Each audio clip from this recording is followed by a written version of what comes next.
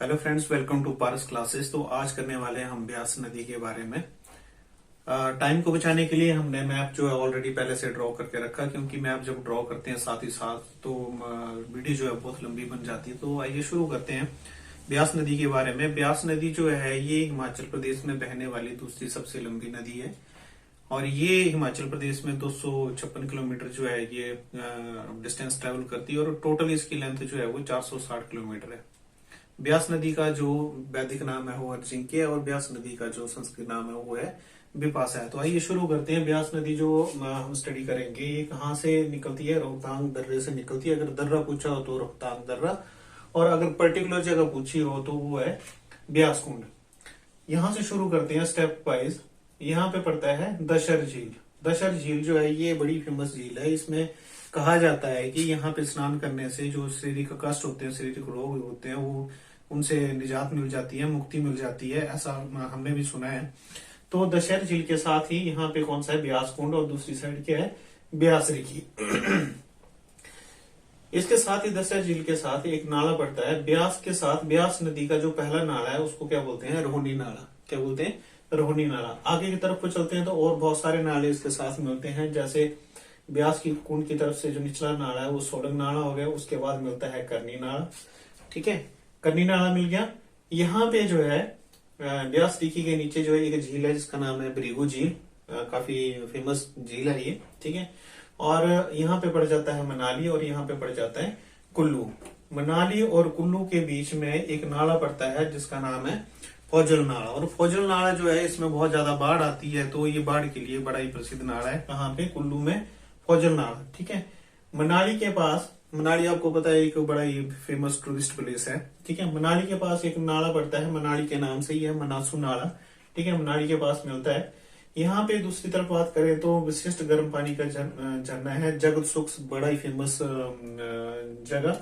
और यहाँ पे क्या है? नीचे नग्गर है। नग्गर में एक बड़ी बार क्वेश्चन आता है कि रोरिक आर्ट गैलरी कहाँ पे है? तो रोरिक आर्ट गैलरी जो है ये यहाँ पे नग्गर में है।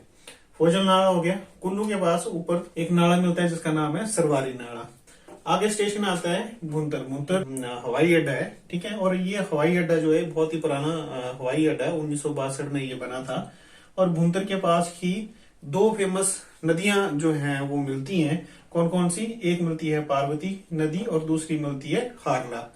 पार्वती नदी जो है ब्यास नदी की सबसे बड़ी सहायक नदी है और इसी नदी के ऊपर जो है हिमाचल प्रदेश का सबसे बड़ा जल विद्युत जो परियोजना जो है वो बनी हुई है। ठीक है, तो स्टार्ट करते हैं यहाँ से पार्वती नदी को। तो यहाँ पड़ती है मानतलाई झील। मानतलाई झील से ये पार्वती नदी जो है इसका उद्गम होता है। और यहाँ पे आ गई खीर गंगा, है ना। यहाँ पे आ गया मणिकरण। मणिकरण गर्म पानी का वो जो स्रोत है, चश्मा है, टूरिस्ट प्लेस है, फेमस टूरिस्ट प्लेस। आगे आ गया कसोल, और थोड़ा दूरी पे आगे आके ऊपर से एक खड्ड और मिलती है जिसका नाम है मलाना खड्ड। और मलाना खड्ड के ऊपर भी एक जल विद्युत परियोजना बनाई गई है जिसका नाम है मलाना जल विद्युत परियोजना, और ये है 86 मेगावाट की। 86 मेगावाट की। थोड़ा ऊपर की तरफ बात करें तो यहाँ पे है चंद्राताल। चंद्राताल, कंफ्यूज नहीं होना, एक चंद्रताल है जो कहाँ पे है? लाहौल स्पीति में। ये कौन सा है? चंद्राताल। चंद्राताल। और यहाँ पे आपको जब दर्रे किए थे तो हमने पढ़ा था यहाँ पे सारा उगमा दर्रा, उसके आगे इंद्रासन दर्रा, हामता दर्रा, रोहतांग दर्रा।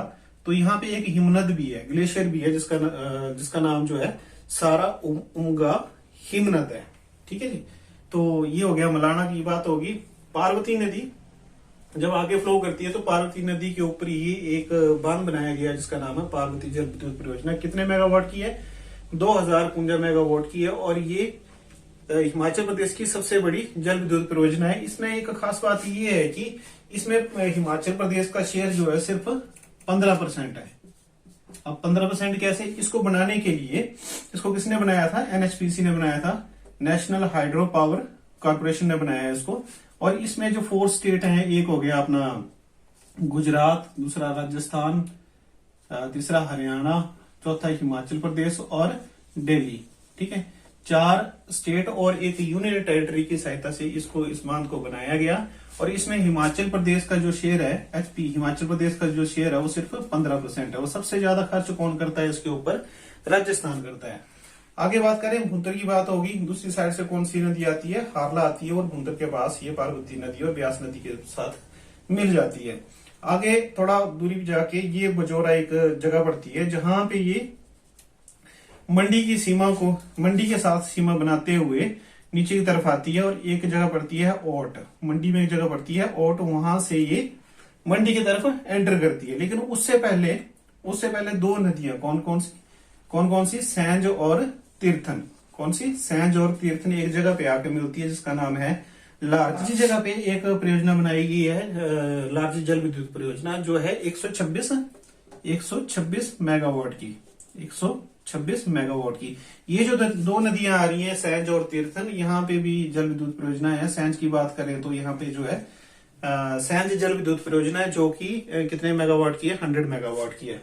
थोड़ा सा नीचे की तरफ आए, यहाँ पे एक झील है सरोलसर झील। साथ ही साथ हम झीलों के थोड़ा सा आइडिया धीरे धीरे एक दो झीलें जो साथ ही साथ स्टडी करते जाएंगे, ताकि जब झीलें करेंगे तो हमें इजी हो जाए। यहाँ कौन सी है, मानतलाई, यहाँ कौन सी है, बिगू, यहाँ चंद्रताल, ये सारा हुआ हिमनद, यहाँ सरोलसर झील। कौन सी झील, सरोलसर झील। ये काफी बार एग्जाम में आ जाता है कि सरोलसर झील जो है वो कौन सी डिस्ट्रिक्ट में, हिमाचल प्रदेश की कौन सी डिस्ट्रिक्ट में है, तो कौन सी डिस्ट्रिक्ट में, कुल्लू डिस्ट्रिक्ट में। आगे बात करते हैं, ये प्रवेश कर जाती है ओट, एक जगह पड़ती है उसके साथ साथ में, और मंडी में एक जगह है जिसका नाम है पुंडो झील का नाम सुना होगा। पुंडो झील जो है ये मात्र कितने किलोमीटर की है, 14 किलोमीटर की है, और ये सबसे छोटी जो है कृत्रिम झील है हिमाचल प्रदेश में, 14 किलोमीटर की। ठीक है, इसके साथ एक जुड़ा हुआ बड़ा इंपॉर्टेंट फैक्ट है, उसको बाद में स्टडी करेंगे। जैसे जैसे ब्यास नदी जो है, ये कौन सी नदी आ रही है, ब्यास नदी आ रही है। ठीक है, जैसे जैसे ब्यास नदी आगे की तरफ को बढ़ती है वैसे वैसे मंडी में कुछ एक खड्डे जो नाले जो है वो भी इसके साथ मिलते हैं। ठीक है, पहला खड्डा है कौन सा, बकर नाला, दूसरा है सोन नाला, ठीक है, तीसरा है सुकेती नाला। बकर नाला, सोन नाला, सुकेती नाला। ठीक है, और मंडी स्टेशन कहाँ पड़ा, मंडी ये पड़ा किस नदी के किनारे, ब्यास नदी के किनारे। दो फेमस झीलें मंडी डिस्ट्रिक्ट में, कौन सी, एक पराशर झील, दूसरी रिवालसर झील। लोकेशन थोड़ी सी आप दिमाग में रखें, थोड़ा आइडिया रहेगा।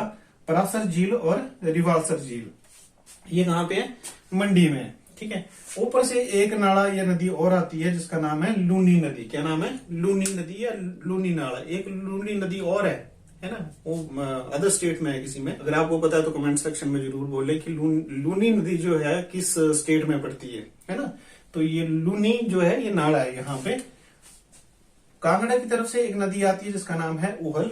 ठीक है, और मंडी से ही ओरिजिनेट होती है जिसका नाम है रीना। ठीक है, उहल और रीना नदी के ऊपर एक जल विद्युत परियोजना बनाई गई है जिसका नाम है शानन जल विद्युत परियोजना। यहाँ पे स्टेशन पड़ता है जोगिंदरनगर के पास में। ये कितने मेगावाट की है, 110 मेगावाट की। और इसको बनाया किसने था, पंजाब सरकार ने बनाया था। कब बनाया था, 1932 में।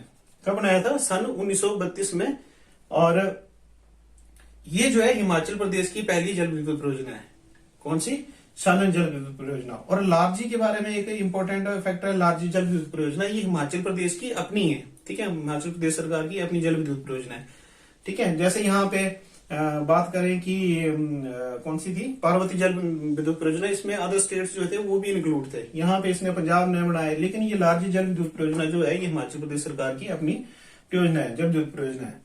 संधौल एक जगह पड़ती है, संधौल से ये हमीरपुर के साथ सीमा बनाते हुए किसमें एंटर करेगी, आगे कांगड़ा में एंटर करेगी। अब ये जो पोर्शन है किसका, हमीरपुर का, ये जो पोर्शन है किसका, हमीरपुर का। जब ये एंटर करती है संधौल के पास तो एक ऊपर से नदी आती है जिसका नाम है बिनवा। ठीक है, क्या नाम है, बिनवा। बिनवा जो है संधौल के पास ब्यास नदी में मिल जाती है। और बिनवा के ऊपर भी एक हाइड्रो पावर प्रोजेक्ट जो है वो क्या है, बनाया गया है। ठीक है, बिनवा के ऊपर भी एक हाइड्रो पावर प्रोजेक्ट जो बनाया गया जो है 6 मेगावाट का। कितने मेगावाट का, 6 मेगावाट का। आगे चलते हैं, एक खड्ड और मिलती है जिसका नाम है न्यूगल। यहाँ पे पड़ गया ST लिखा हुआ सुजानपुर टेरा। यहाँ पे एकमात्र जो हिमाचल प्रदेश का सैनिक स्कूल है। ठीक है, आगे स्टेशन पड़ता है यहाँ पे नदौन। ठीक है, नदौन, और ये क्या है, ये हमीरपुर है। यहाँ से भी खड्डे आएंगी, यहाँ से सुजान खड्ड आएगी, यहाँ से मानकुणा खड्डे आएंगी हमीरपुर की साइड से, और ब्यास नदी में क्या होगा, मिल जाएगी। नदौन की बात करें तो लास्ट वीडियो में हमने हाइड्रो पावर प्रोजेक्ट किए थे, और यहाँ पे नदौन में एक बड़ा ही फेमस जो है अभी 27 दिसंबर 2021 को प्रधानमंत्री जी आए थे, तो उन्होंने एक हाइड्रो पावर प्रोजेक्ट जो है, बहुत सारे हाइड्रो प्रोजेक्ट 4 मेनली है ना, लास्ट वीडियो में किया था, तो एक उसमें एक था धौलासीधा हाइड्रो पावर प्रोजेक्ट जो था 66 मेगावाट का।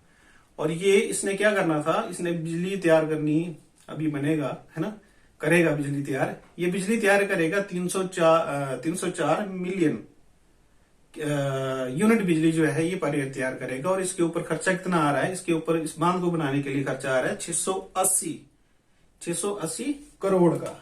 तो आप ध्यान रखें ये कहां पे बन रहा है, ब्यास नदी के ऊपर बन रहा है। इसको बना कौन रहा है, सतलुज जल विद्युत निगम। लास्ट वीडियो में उसकी डिटेल हमने SJVN की थी। लो जी, लाइट भी चली गई, अब आने देते हैं इसके आगे, हम फिर कंटिन्यू करते हैं, बड़ा मुश्किल है भाई। चलो भाई, आ गई लाइट, बड़ा इंतजार कराया लाइट ने। तो हम कहाँ थे, हम थे यहाँ पे धौलासीधा हाइड्रो पावर प्रोजेक्ट में। ये कंप्लीट हो गया था। उसके बाद यहाँ पे एक बना हुआ है, कौन सा बांध, पोंग बांध।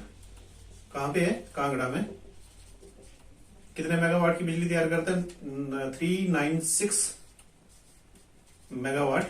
और इसको बनाया किसने था, BBMB ने, ठीक है, भाखड़ा बांध मैनेजमेंट बोर्ड ने, ठीक है, BBMB ने, भाखड़ा बांध मैनेजमेंट बोर्ड ने। ये बनने से क्या हुआ कि पीछे पानी का फ्लो जो है, वो पानी जो है रिजर्वायर उसका बना।